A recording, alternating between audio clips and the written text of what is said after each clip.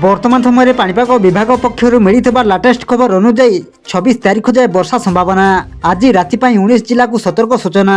राज्यर विभिन्न स्थान में कालबैशाखी वर्षा जारी रही बेले गत 24 घंटे 13टी स्थान में वर्षा होईछि।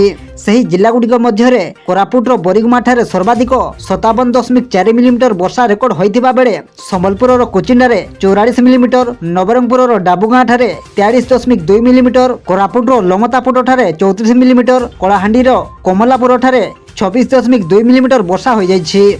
तेबे आसंतु पाणीपागर संपूर्ण अपडेट जानिबा, किंतु ता पूर्वरु वीडियो को गोटे लाइक करंतु एवं वीडियोटी को आपण मानको सांगसाथी मानको बहु मात्रा रे शेयर करंतु। जदि हम चैनल रे आपण प्रथम थर वीडियो देखुछंती ताहले एबे ही चैनल को सब्सक्राइब करी पाखरे थिबा बेल आइकन को प्रेस करी ऑल ऊपर क्लिक करंतु, जहा द्वारा आगो को एमिति पाणीपाग संबंधी लेटेस्ट अपडेट आपण माने सर्वप्रथमे हम चैनल माध्यम रे पाई परिबे।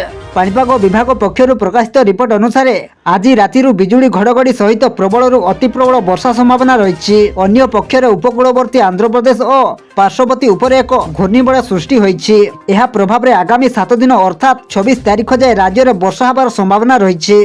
शुक्रवार अर्थात आज मध्य रात्रि प्रबल झड़ पवन सह कुआपथर वर्षा होगा नहीं आंचलिक पाणीपाग विज्ञान केन्द्र पक्षर सूचना जारी कर विशेषकर शुक्रवार अर्थात आज मध्य रात्रि राज्यर 25टी जिला को सतर्क सूचना जारी कर जिलागुड़िक मध्य सुंदरगढ़, मयूरभंज, केन्दुझर, झारसुगुड़ा, बरगढ़ और संबलपुर में बिजुली घड़घड़ी सह 50 ରୁ 60 किमी बेगर पवन और कुआपथर वर्षा नहीं ऑरेंज अलर्ट जारी होईछि। मालकानगिरी, कोरापुट, रायगड़ा, कलाहांडी, नवरंगपुर, नुआपड़ा, बलांगीर, कंधमाल, बौद्ध, सोनपुर, अनुगुल, ढेंकानाल, देवगढ़ जिला को बिजुली घड़घड़ी सह 30 ରୁ 40 किमी बेगर पवनर संभावना थिबारु येलो वार्निंग जारी कर बिजुली घड़घड़ी और कुआपथर वर्षा समय सतर्कता अवलंबन सह घर न बाहरिबा पई पाणीपाग केन्द्रर निर्देशिका मनोरमा महांती सतर्क करिसंती।